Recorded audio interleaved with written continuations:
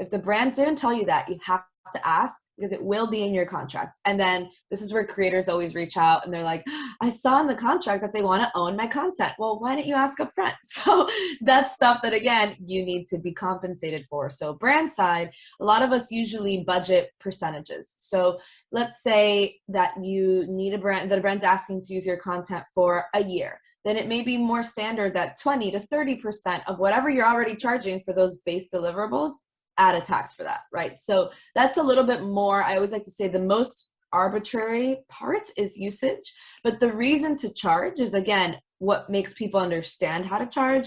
And you're charging because using your content is now a different ask. For me to just post something, great, you're taking advantage of my audience and my trust.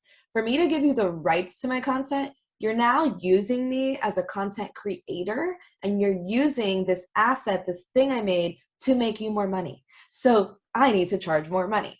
And also something I like to tell people is, let's say a brand is using your content as an ad for a year. All their competitors are going to see you in that ad. Maybe you're still not working with them, right? Like, we only have that one post, but they're going to use my content for a year. Well, if you work with Sephora, Ulta's going to see that because the algorithm, they're just going to see their competitors' stuff. Ulta will not hire you because they think you're working with them. So there's that business risk of you potentially losing out on business. It's not a bad thing. Again, maybe you would love to be featured in that way by someone like a Sephora in this example, but you still want to charge for it because you're missing out on what someone else could pay you down the road. Mm-hmm. So that's usage. Kind of third, top three things to charge for, really, is what we're breaking down, is that exclusivity. And that, again, is something that will always be in your contract. Look for it because it will be there. And it is very normal for you to have a few weeks of exclusivity. I actually don't recommend people charge for that because it's just standard. If you're going to post about my brand, then I don't want you to post about my competitor within a week. That would be weird. So it's okay if someone's asking for like 7 days. When people start asking for a month, 3 months, what does that do? That misses out on you making money with other brands. So that's why we charge for that. And how people are charged for that, that's what I say on average I see is people will charge about half of their base rate because it's just easier to calculate. So you're thinking, all right, well, how much money will I miss out in 3 months? I'm just going to add that in.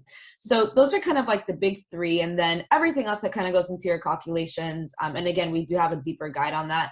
You just have to think about the project. So production costs. Again, I'm a business owner. I'm a creator. So what are my costs? Do I have a virtual assistant that's helping me shoot my content? That cost needs to be added in. Do I have a professional photographer that I actually work with? Professional videographer? All these things do need to be added up. Also things like rush fees, because again, if I'm a full-time creator, yeah, maybe I could turn something around in 2 days. If I have a full-time job, I'm not. I'm gonna need 2 weeks. So for me to do that, for me to turn something around quickly, I'm gonna charge you for that.